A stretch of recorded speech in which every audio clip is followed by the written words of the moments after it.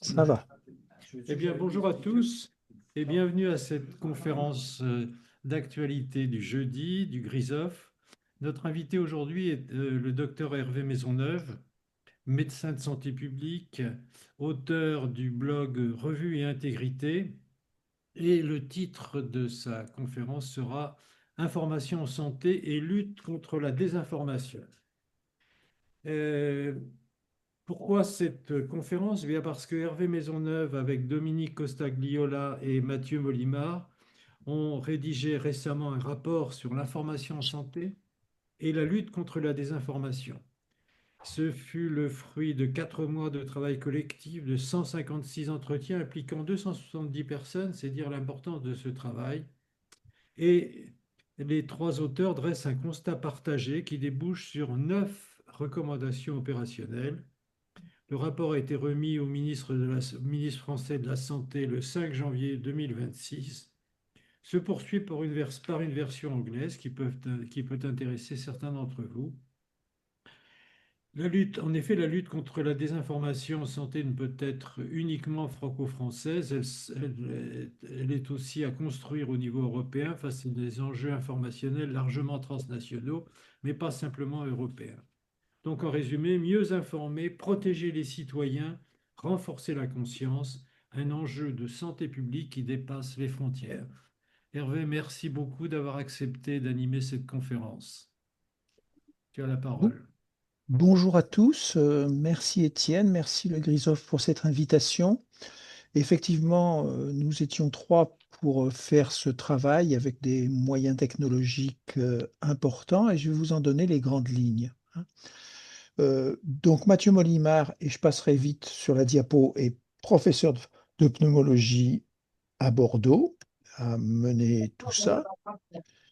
Moi-même, je suis médecin de santé publique.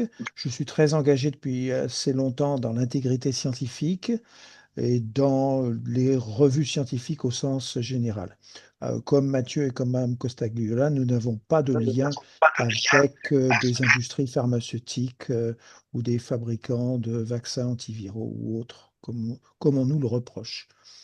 Madame Costagliola est directrice émérite de recherche de l'INSERM et elle a participé et elle est à Paris elle-même, moi étant à Lyon. Donc nous avons travaillé avec des moyens puis on s'est rencontrés régulièrement.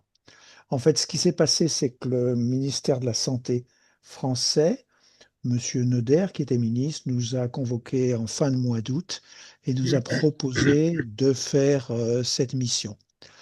Avant d'aller dans les recommandations, et Étienne a déjà dit un petit peu l'importance de la mission, nous avons été surpris d'une chose, c'est que pratiquement toutes les personnes que nous avons contactées ont dit oui, et tous les entretiens étaient en distanciel, avec des outils comme ça, et mis à part un, personne n'a été en retard de plus d'une minute. Donc on a senti qu'il y avait vraiment une volonté de participer, une compréhension du sujet. La désinformation, il y a plusieurs concepts qu'il ne faut pas confondre. Désinformation, ce sont les fake news, c'est l'intentionnel, c'est le faux. Vous savez que ça monte par l'ascenseur et que les vérités montent par l'escalier. Ça, c'est ce qu'on met sous le nom de désinformation. La mésinformation, c'est un faux qu'on va transmettre à des amis de façon involontaire parce qu'on ne s'est pas aperçu que c'était faux. Par exemple, on reçoit une fake news qui nous fait de l'émotion, qui nous plaît, puis on va la propager alors que c'est une fake news. La malinformation, c'est utiliser du vrai pour disqualifier. Ben, l'information, ben, Maisonneuve, il a des liens d'intérêt parce qu'il a une société, donc c'est le conflit d'intérêt, donc ceci, donc cela, sans regarder la réalité de ce qui est propagé. De façon générale, on a un constat qui fait que nos sociétés, et là, il s'applique essentiellement à la France, et nous aimerions que d'autres pays dupliquent ce qu'on a fait, voire au niveau de la francophonie en Afrique, euh, s'approprient ce qu'on a fait et le dupliquent et l'adaptent à chaque continent, et je crois que le GRISOF serait bien placé pour aussi mener cette réflexion.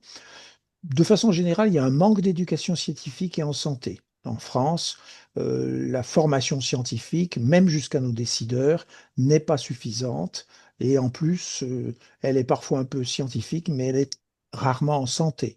Quand je dis elle est un peu scientifique, beaucoup de décideurs s'intéressent au climat ou ont des avis, mais par contre, sur des questions plus pointues de santé, n'y sont pas.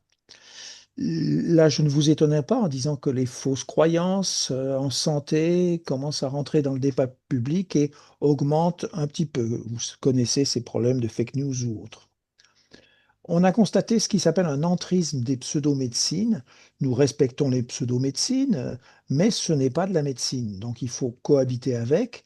Et quand on dit entrisme, on a vu un certain nombre de groupes de pseudomédecine, d'homéopathes par exemple, voire de cracheurs de feu, de naturopathes, qui arrivent à rentrer dans des universités, par exemple en louant des salles, par exemple en faisant des DU. Et si vous voulez, il faut accepter la cohabitation avec ce qu'on a mis ici de pseudo-médecine. La cohabitation est logique et normale, mais il ne faut pas mélanger les deux. Je ne vous apprendrai pas du rôle des réseaux sociaux.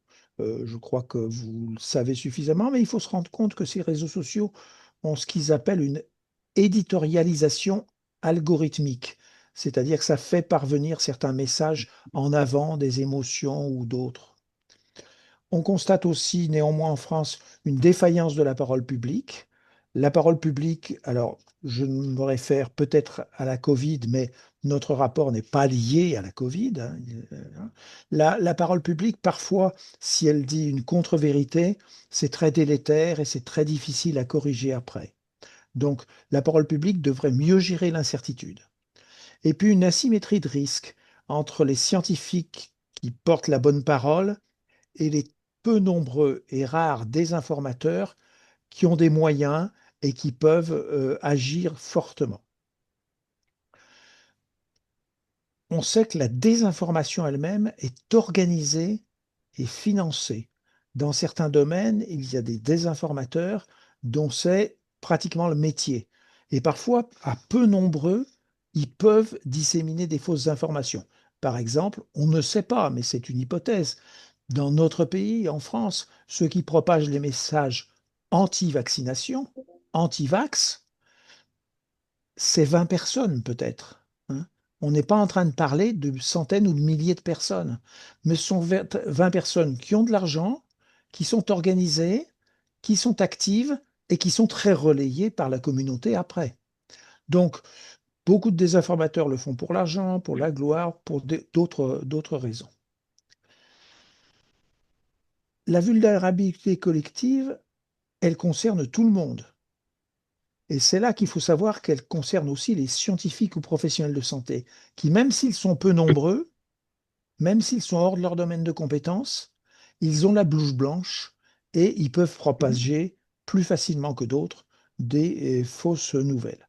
Bien sûr, nous l'avons dit, les autorités publiques, tous les médias traditionnels, numériques, que ce soit jusqu'aux télé ou autres, certains, les influenceurs sont très actifs, travaillent pour de l'argent, et puis il y a aussi des fausses nouvelles qui viennent d'industriels ou de lobbies. Par exemple, on pourrait parler des industriels du tabac ou d'autres choses qui propagent. Donc, tout le monde peut propager des fake news. Notre idée est qu'il faut prendre une stratégie que nous avons appelée défi. Il faut savoir détecter les fake news. Il faut apporter plus d'éducation, éducation initiale, éducation à l'école, au lycée, plus de formation, on va reparler, faire de la bonne information et aussi appliquer, si c'est possible, des sanctions, parce que les sanctions existent dans notre pays, mais elles ne sont pas appliquées. Bien sûr, nous rajouterons la recherche.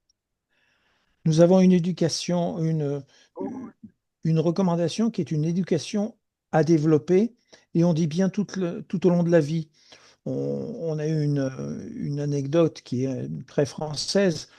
Cette éducation, elle devrait être de la maternelle à l'EHPAD, l'établissement de personnes âgées, en passant par l'ENA. L'ENA, c'est l'école auquel vont tous nos politiques ou nos décideurs. Donc, ça ne concerne pas certaines catégories de la population, ça concerne tout le monde. Et ce qui concerne tout le monde, c'est savoir ce qu'est l'esprit critique, apprendre ce que c'est, avoir une culture scientifique minimale, renforcer l'éducation aux médias. Ça se fait un petit peu dans les lycées et les collèges. Il faut comprendre comment travaillent les médias, à qui ils appartiennent. Il faut comprendre que certains ne vérifient pas les sources et ne jouent que sur certaines émotions plutôt que sur des faits. Donc, il y a déjà une éducation à avoir. Il faut être vigilant pour avoir un esprit critique. La deuxième recommandation que nous proposons, c'est une formation, euh, une formation qu'il faut renforcer à la science, je l'ai déjà dit, à l'esprit critique, et aussi comprendre ce qu'est la littératie numérique. La littératie, ce sont tous ces gens qui ont des difficultés à utiliser l'information, à la comprendre et à la disséminer. Et ça devient encore en plus parfois complexe avec les réseaux sociaux. Donc la formation devrait être là. Tout à l'heure, on parlait de l'éducation de tout le monde. La formation, elle devrait être ensuite soit dans les facultés de médecine, soit pour les journalistes, soit pour tous les cadres publics. Il en faudrait aussi pour les décideurs politiques, où là, il y a un problème de ça. Donc il faut être formé à la communication en santé, hein. C'est insuffisant. Quand on parle communication en sciences, nous avons constaté dans certains collèges ou lycées pour des jeunes, il y a de l'information à la science, mais c'est souvent le climat, le nucléaire, l'environnement, et c'est rarement la santé. Et quand c'est la santé, c'est un parent pauvre parce que c'est souvent l'éducation sexuelle, ce n'est même pas l'alimentation, ce n'est même pas le médicament.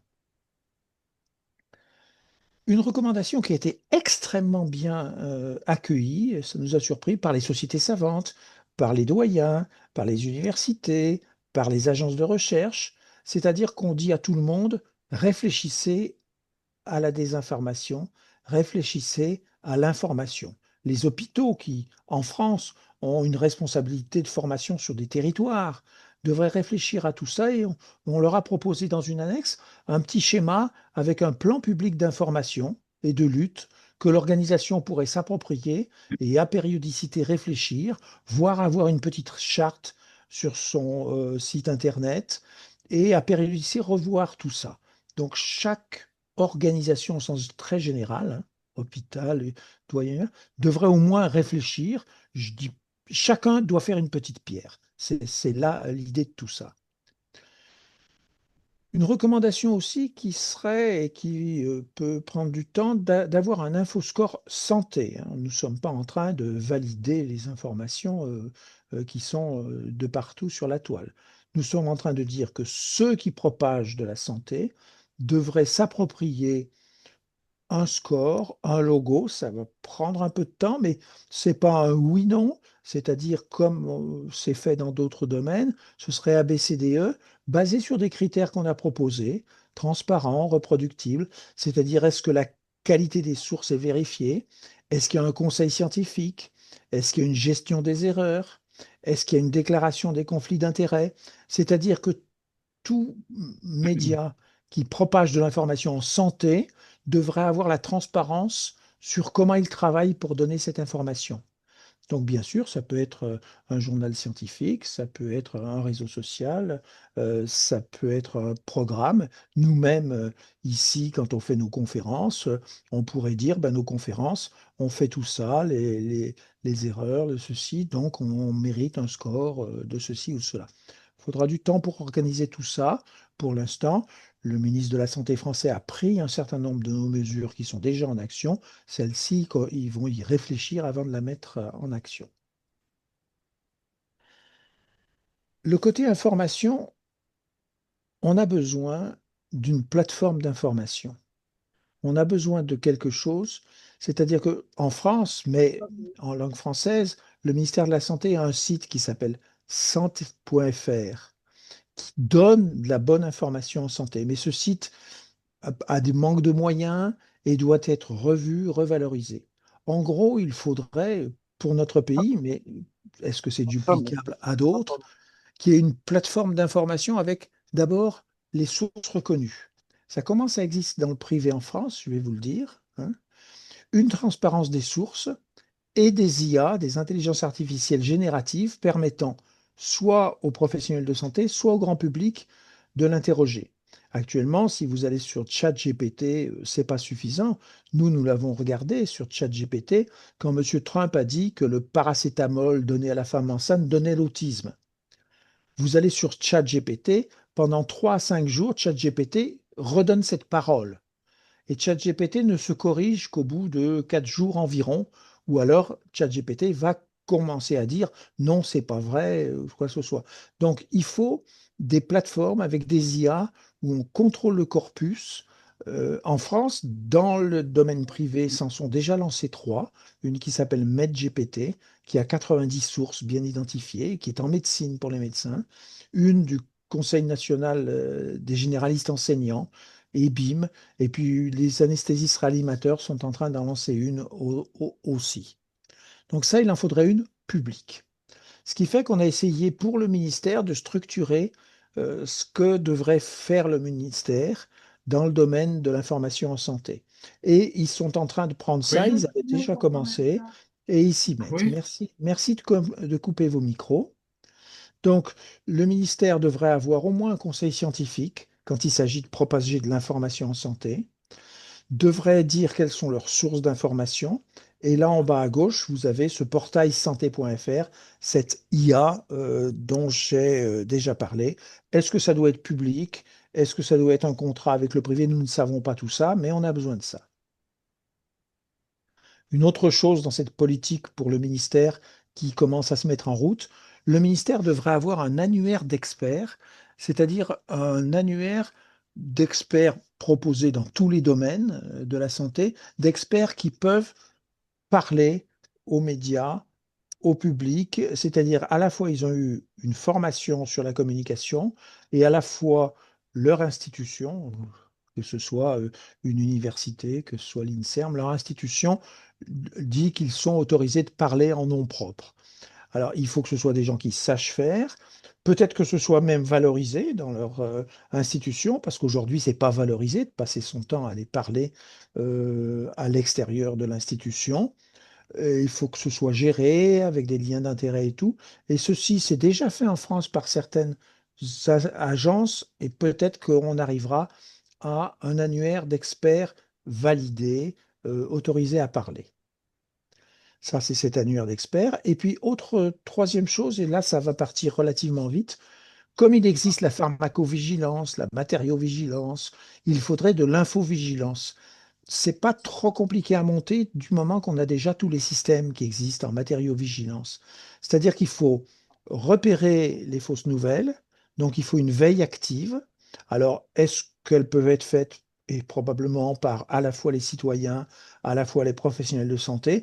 Dès qu'il y a des signaux, on verrait s'il arrive beaucoup de signaux forts sur un sujet pour essayer d'un petit peu anticiper. Donc, il faut repérer ces informations, ces fausses informations. Il faut les vérifier. Là, c'est possible avec quelques personnes qui sachent faire. Et puis ensuite, il faut soit répondre, soit informer, soit ce qui s'appelle débunker dans le jargon, expliquer que c'est une fake news. Donc ce système d'infovigilance doit aussi être organisé à ce niveau du ministère de la Santé. Tout ceci serait porté par un observatoire de l'information en santé qui va se développer, puisque le ministère est déjà parti là-dessus, qui sera porté peut-être par une institution indépendante si ce n'est pas le ministère, on ne sait pas encore actuellement, parce que nous sommes mis un peu dans la position américaine. Si un jour notre ministre de la Santé s'appelle un Kennedy comme chez Trump, il faut qu'on soit préparé à tout ça, de façon à éviter certaines ingérences du politique sur les activités de santé. Pas de publicité, pas de sponsorisation, un conseil scientifique, un certain nombre de choses. C'est en train de se mettre en route, hein, et de façon à ce que tout ceci commence à rouler. Et ça, c'est parti au niveau du ministère de la Santé. Ça prendra pas autant de temps qu'on peut croire. d'ici la fin de cette année, il y aura déjà un certain nombre d'actions qui seront visibles. Il y a eu avant-hier le comité citoyen qui a donné des recommandations qui vont dans le même sens que notre rapport. Donc, il y a un certain nombre de moyens qui sont mis et comprenez bien aussi que beaucoup de nos recommandations ne demandent pas beaucoup d'argent. Alors, certaines, comme une IA, bien sûr, ça là, c'est très coûteux, hein. Mais un annuaire d'experts, c'est pas coûteux. Un système d'impôt-vigilance, tout existe déjà. Quelque chose sur lequel j'insisterai un petit peu, inverser le risque. Actuellement, et le Covid l'a montré, les désinformateurs ont de l'argent et attaquent. Nous-mêmes, nous avons encore reçu des lettres recommandées pour dire qu'on n'était pas légitime. La ministre a reçu des lettres recommandées pour dire qu'il fallait nous enlever la mission. Et ce sont des lettres d'avocats de 3 à 5 pages qu'on reçoit, expliquant qu'on est vendu, expliquant beaucoup de choses, qui sont payées par des informateurs. Là, nous les connaissons, donc ils ont de l'argent. Parmi les désinformateurs en France, il y a une association qui s'appelle Bon Sens, qui collecte de l'argent public avec des dons du public défiscalisés. Et ils ont plusieurs centaines de milliers d'euros, voire millions en caisse. Donc, ils ont tout l'argent pour payer des avocats à des prix d'avocats et pour nous attaquer les professionnels qui parlent. Et vous remarquerez qu'en France, un certain nombre de professionnels se sont tus. Ça s'appelle dans le jargon des procédures bâillons, c'est-à-dire que ceux qui nous attaquent savent qu'ils vont perdre, mais ce n'est pas leur problème. Leur problème, c'est que nous faire dépenser de l'argent pour nous défendre, nous démobiliser et arrêter notre parole. Donc, il faut inverser ce risque. Mais nous avons tous les textes de loi existants pour inverser le risque. Mais ce qu'il se passe, c'est que souvent, ils ne sont pas appliqués. On l'a vu pendant la Covid. Donc, il faut renforcer tout ceci. Ça concerne aussi les réseaux sociaux. Et il faudrait aussi peut-être protéger des scientifiques qui informent, parce que moi-même, je n'ai pas ce qui s'appelle la protection fonctionnelle comme M. Molimar et Mme Costagliola, qui, eux, sont pris en charge par des avocats de leur institution. Donc moi-même, j'ai un certain nombre de frais d'avocat pour me défendre et continuer à travailler. Bien sûr, nous n'oublions pas plusieurs choses. La recherche. Alors, l'infodémiologie, c'est un terme qui peut peut-être vous surprendre. C'est l'épidémiologie de l'information. Et ça, depuis une vingtaine d'années, il y a même un journal fait au Canada d'infodémiologie. L'OMS a propagé l'infodémiologie. C'est-à-dire qu'il faut apprendre à tout le monde de comprendre comment se diffuse l'information et la fausse information. Les émotions, les croyances, les récits, les algorithmes, les comportements des gens, tout ceci. Et là, on a un besoin de recherche pour mieux comprendre tout ça. Et Étienne l'a dit au début, et alors là, c'est très important, la France seule ne peut rien faire parce qu'il y a un certain nombre de choses qui sont du niveau européen. Alors, on parle d'abord des plateformes, hein, parce qu'on ne peut pas seul lutter contre certains réseaux sociaux. Ça ne peut être fait qu'au niveau européen. Et aussi, il faut qu'il y ait des liens avec les autres pays pour qu'on organise ça. Notre mission, nous avons déjà une certaine audience dans un certain nombre de pays européens et nous avons déjà des contacts. Et nous remercions les académies des sciences d'avoir diffusé notre rapport à l'international qui nous vaut déjà un certain nombre de demandes. Alors, je ne dis pas qu'on est précurseur, beaucoup d'autres pays avaient commencé à faire des choses, mais je pense qu'il faut s'organiser, se préparer, parce qu'on n'a peut-être pas absolument vu tout ce qui peut nous arriver. Quand je dis on n'a pas vu tout ce qui peut nous arriver, je vais vous donner deux exemples. Avec M. Kennedy et M. Trump aux États-Unis, la fréquence des fake news commence à tomber en santé de façon de plus en plus souvent. Et on ne les voit peut-être pas nous tous, mais si vous voulez, ça va continuer. Ça va continuer avec aussi ce qui s'appelle les ingérences étrangères, dont je n'ai pas parlé.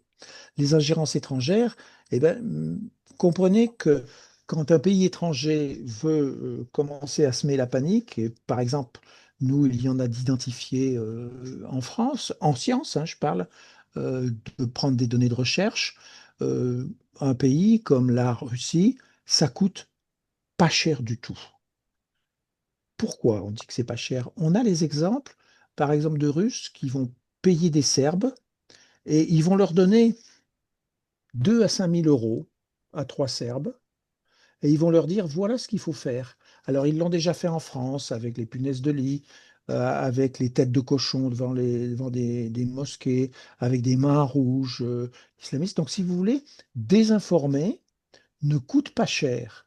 Et je dis, avec 5 000 euros, vous arrivez à semer la panique. Donc là aussi, il faut qu'on soit organisé. Et puis, autre petite chose sur laquelle j'ai pas insisté, je vais vous donner un exemple et ce sera ma façon de terminer. Après cette conférence, je vous propose de demander à vos voisins quand vous rentrerez chez vous ou à des collègues comment ils s'informent, à des voisins, comment ils s'informent sur les vaccins, s'ils veulent savoir qu'est-ce qui est bon sur les vaccins ou pas. Eh bien, je parle de la France et je m'en excuse, mais c'est probablement duplicable à certains de vos pays.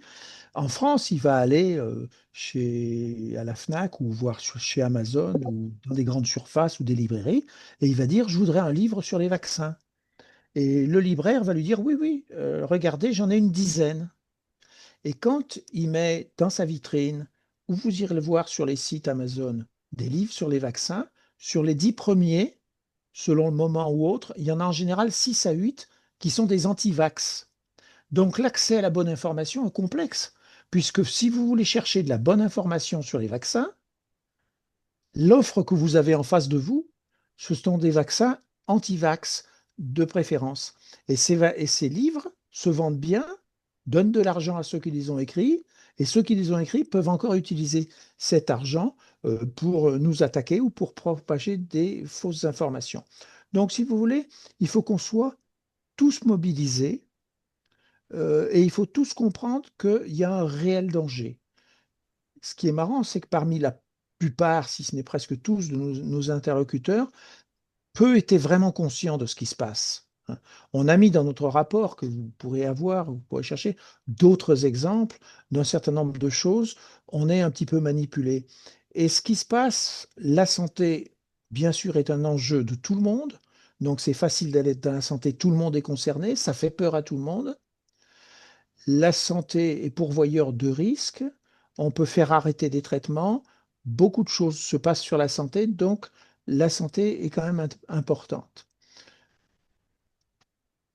J'ai terminé et je pense qu'on peut ouvrir les questions. J'aurai encore quelques commentaires à faire ou d'idées à donner là-dessus.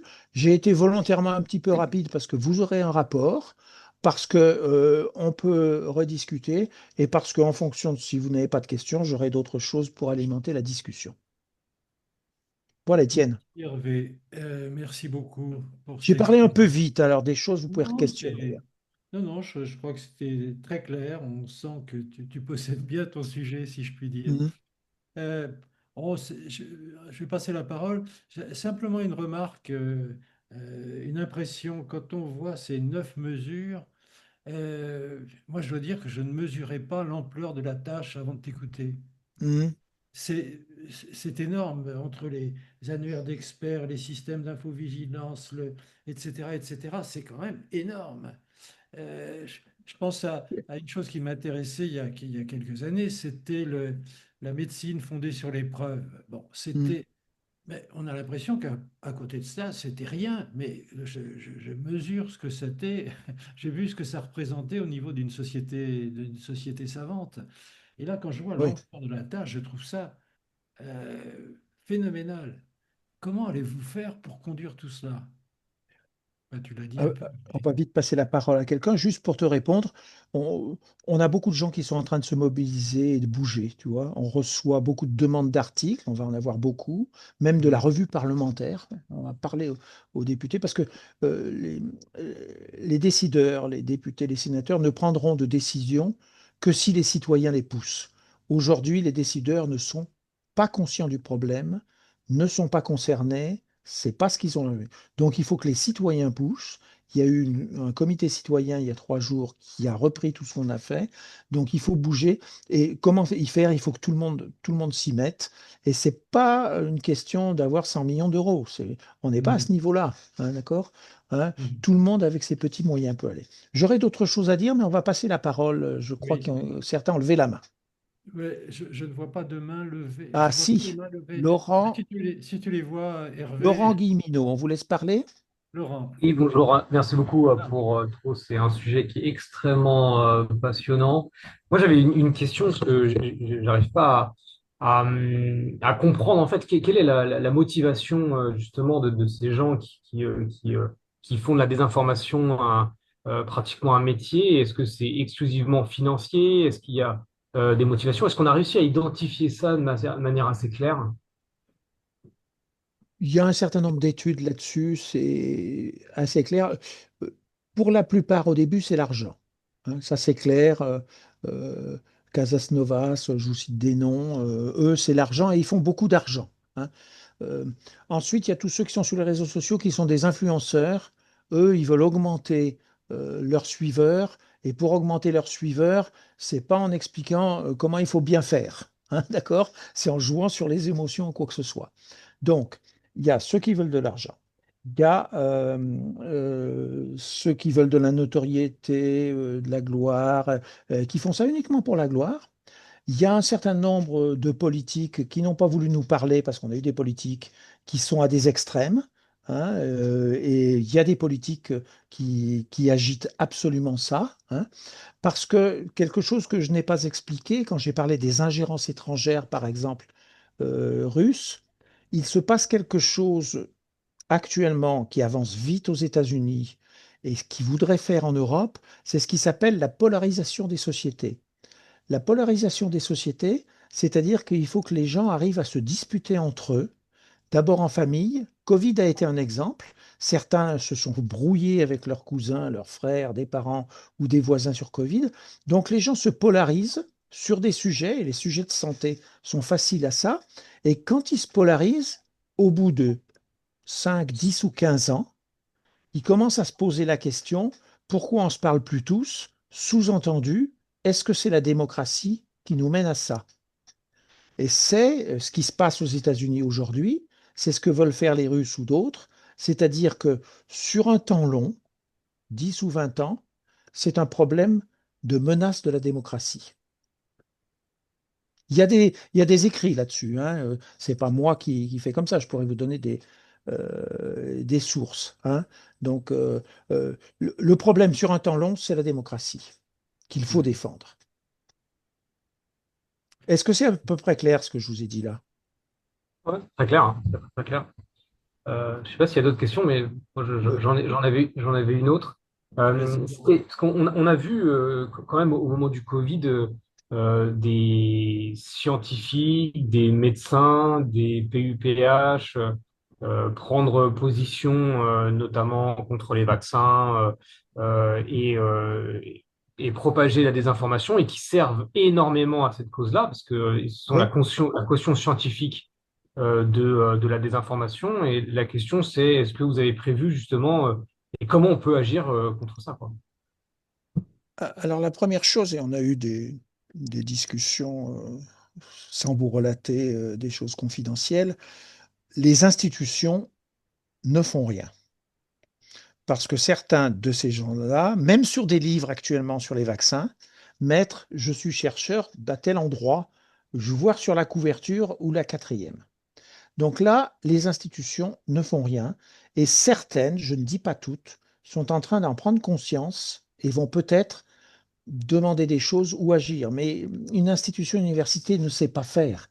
Elle devrait dire, faut arrêter la vente de ce livre où il y a marqué en quatrième de couverture, Université X. Hein, d'accord? Et ils ne sont pas nombreux, les formateurs dont vous parlez. Hein, ils ne sont pas très nombreux. Hein. On n'est pas en train de parler de 500 personnes. Hein. On est quelques dizaines. Hein. Donc d'abord, les institutions ne sont pas conscientes qu'elles peuvent faire quelque chose. On les a poussées et certaines vont commencer, mais c'est pas très sûr. Hein. En France, et je m'excuse d'être sur le cas français, le Conseil national de l'ordre des médecins irréfléchi pour prendre certaines décisions, parce que je vous signale qu'il y a des médecins scientifiques qui portaient la bonne parole, qui de temps en temps le portaient peut-être de façon non confraternelle ou agressive, mais ils ont été condamnés par le Conseil national de l'ordre, hein. Il y a eu des condamnations. Donc, si vous voulez, ça pose quand même problème. Qu'ils aient des rappels à l'ordre, qu'ils aient été insultés, ça, j'ai pas d'état d'âme, mais qu'on aille jusqu'à des condamnations, voire des suspensions de 2 mois par l'ordre, c'est pas normal. Alors que l'ordre va laisser, que ce soit l'ordre des kinés, que ce soit l'ordre des pharmaciens, vont laisser propager dans des pharmacies. Mathieu Molimar, qui travaille avec nous, sa femme est allée dans une pharmacie pour demander un vaccin ARN, Covid, et le préparateur a répondu que c'était peut-être dangereux dans la pharmacie et a été commencé à essayer de lui dire qu'il ne fallait pas se faire vacciner dans une pharmacie française à Bordeaux, hein. Donc, si vous voulez, ces gens-là, l'ordre des pharmaciens, je parle de l'ordre des kinés, l'ordre de ceci, devraient quand même aussi un petit peu regarder ou faire attention à tout ça.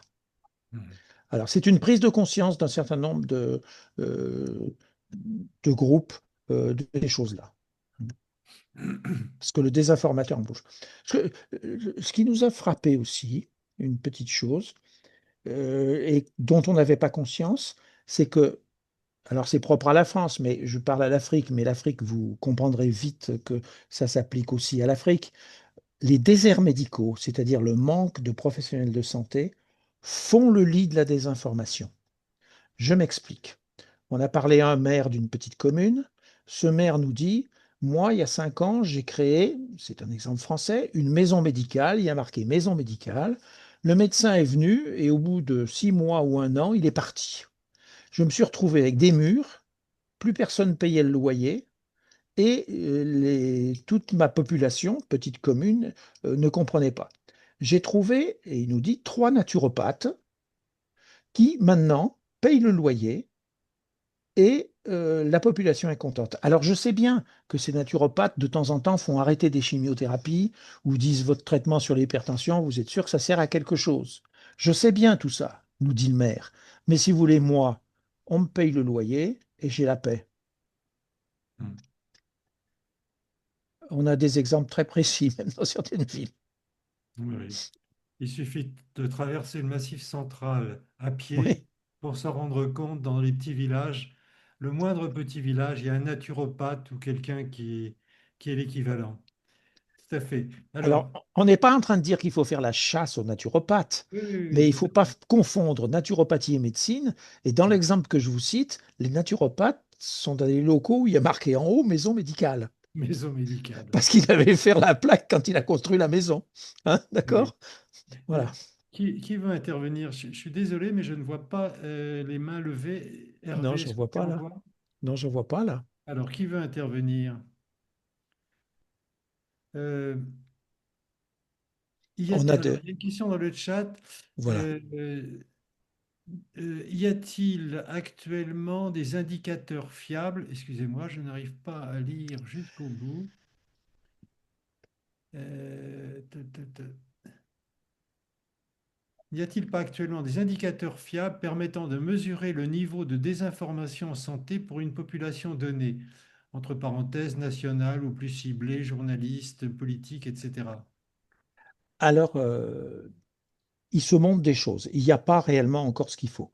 Le ministre de la Santé est en train de préparer un baromètre de la désinformation sur un certain nombre d'indicateurs. Mais pour avoir ça, il faut avoir les sources. Alors, le système d'infovigilance pourrait déjà dire il se passe quelque chose dans tel domaine ou quoi que ce soit. Mais pour l'instant, nous n'avons pas d'indicateur fiable, hein. Et le suivi est assez difficile. Merci. Alors, il y a une question aussi de Charles Bollen qui n'a pas réussi à se Oui. connecter apparemment.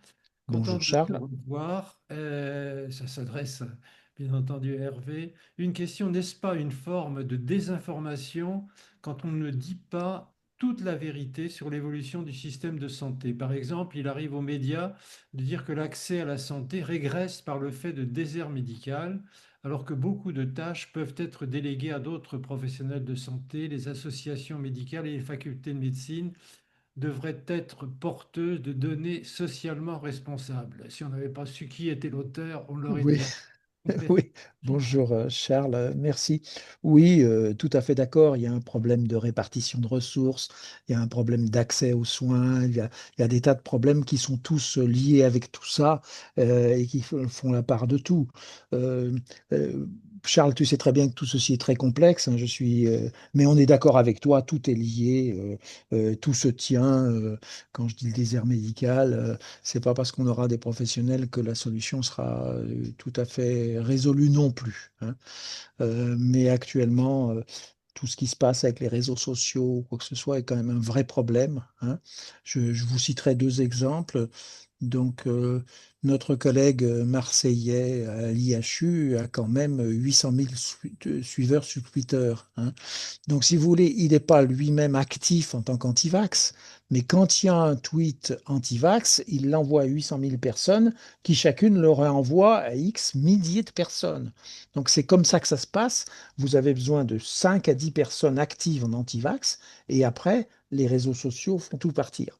Je vous donnerai un exemple aussi autre qui, euh, qui n'est pas réellement secret.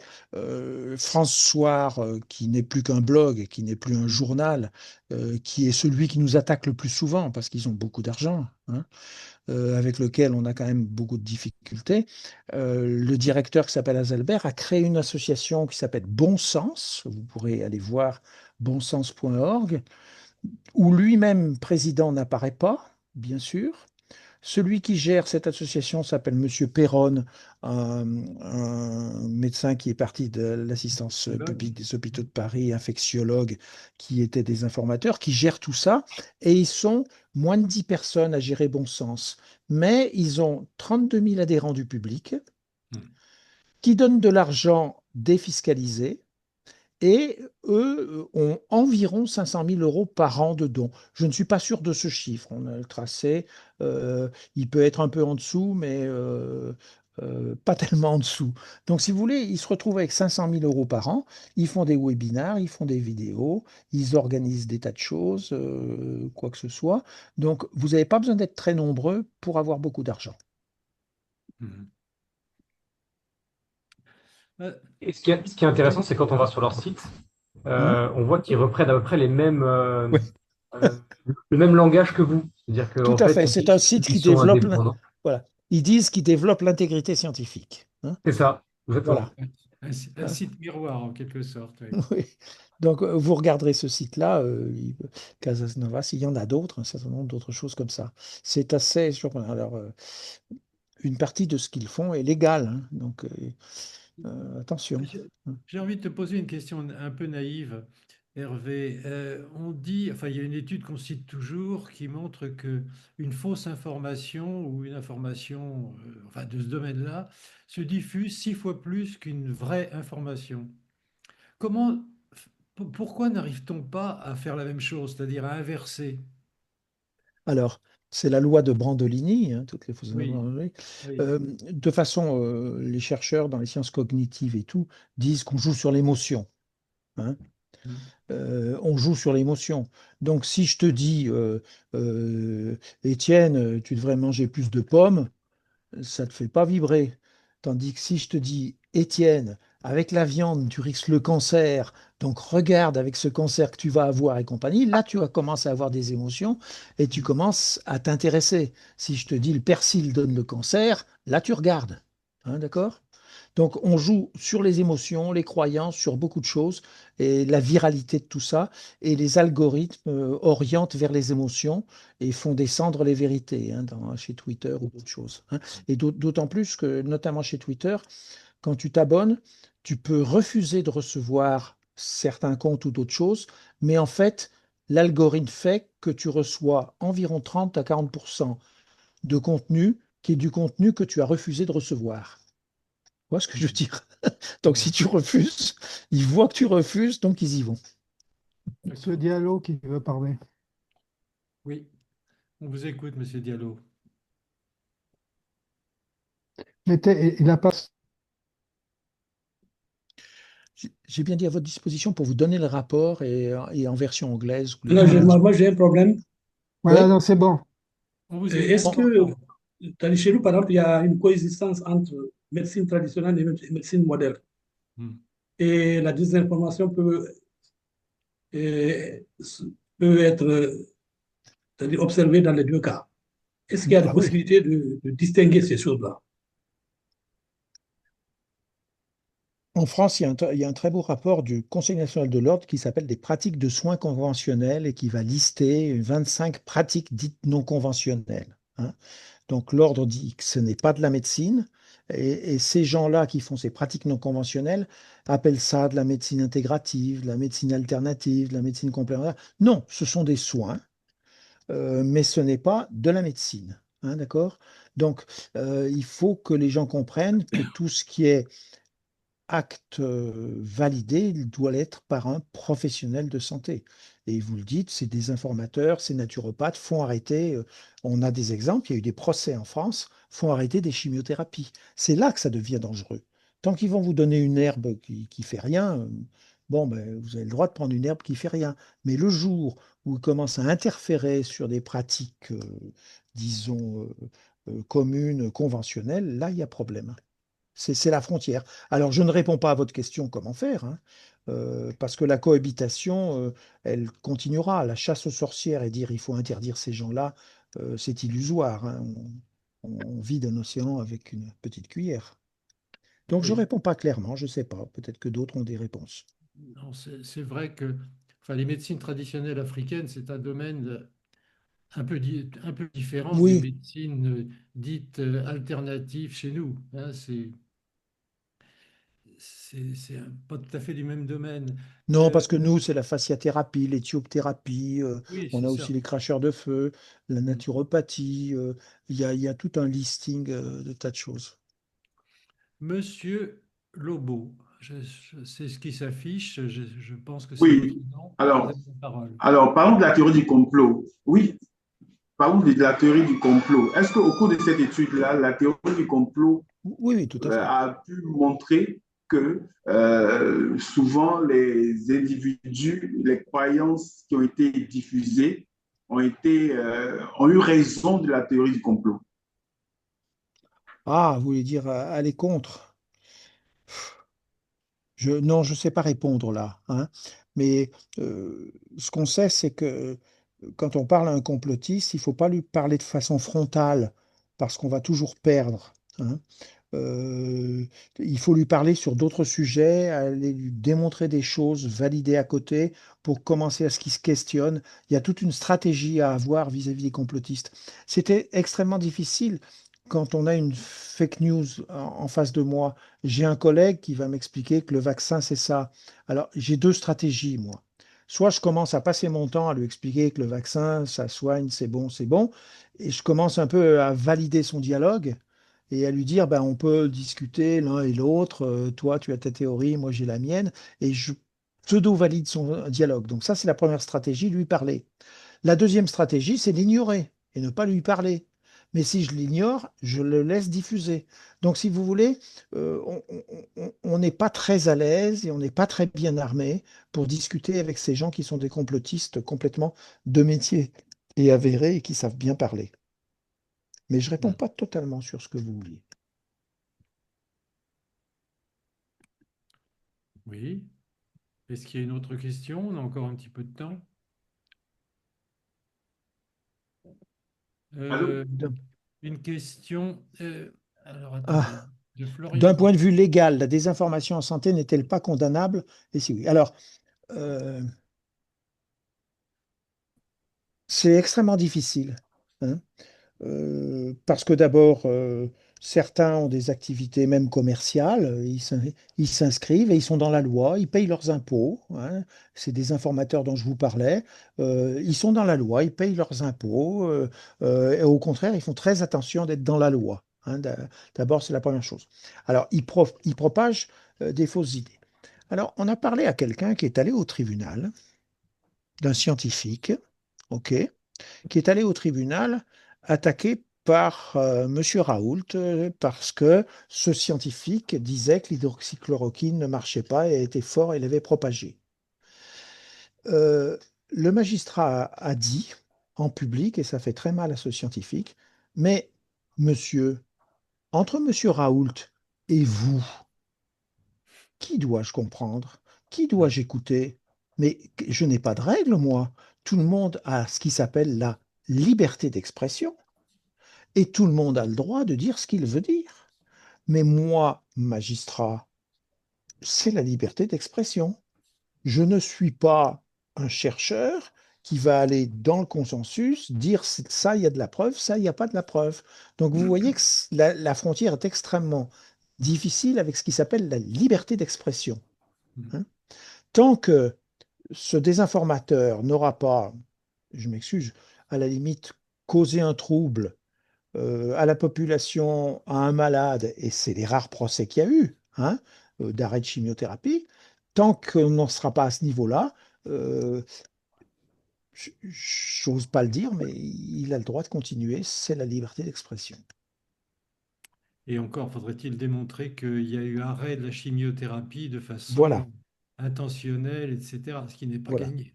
Alors, il y a eu quelques procès gagnés, hein, d'accord, Mm. mais quelques, moi 4-5, hein. Bien. Alors, une Bon, dernière question. Qui veut poser la dernière alors, question? peut-être dans le chat où j'ai pas tout regardé, moi, hein, Je hein, regarde. et Non, j'ai eu des je commentaires en crois tous qu'on sens, a hein. fait le tour. Voilà, On a fait le tour. d'accord. Oui, Ok, je vois je le levais chat. la main Oui, Oui, oui, allez-y. de allez-y. nouveau. Voilà.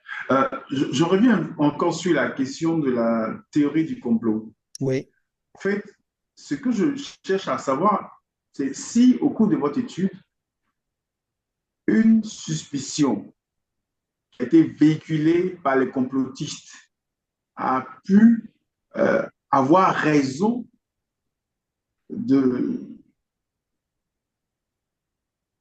a pu avoir raison en fait. Est-ce qu'ils ont Est-ce que vous gagné? avez découvert, est-ce que vous avez découvert que des non. complotistes ont émis une idée et puis après ça a pu avoir raison et ça a ancré les croyances des gens, les Oui, alors, attitudes des personnes. il y a deux domaines sur lesquels, de façon presque volontaire, nous ne sommes pas allés. Vous verrez que dans le rapport, on parle pratiquement pas de la Covid. On ne parle, je crois, il n'y a même pas le mot hydroxychloroquine, ni HU de Marseille, parce que c'est un épiphénomène qui a duré un temps et qui se termine, alors que nous, on parle de quelque chose qui continue. Ça, c'est la première chose. Deuxièmement, on n'est pas allé parler à des complotistes. Il y a des études qui ont été faites, je peux renvoyer à des livres de William Oduro ou un certain nombre d'autres choses. Et nous, on ne sait pas, on n'est pas allé sur savoir comment gérer les complotistes, les théories du complot. On est resté sur la fausse information banale, type le paracétamol donne l'autisme, hein.